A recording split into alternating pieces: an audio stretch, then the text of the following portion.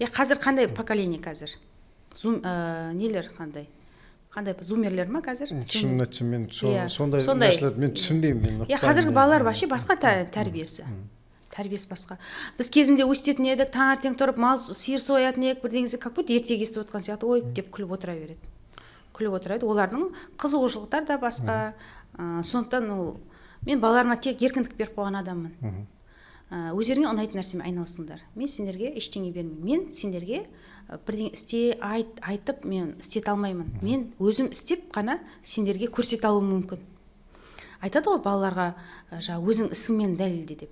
Мен қазір еңбекқорлығын көріп жүріп, балаларым, олар да осы бизнеспен де айналысқысы келуі мүмкін. Айтады олар маған: мама, біз де сен құсап осы флиппингпен айналысқымыз келеді.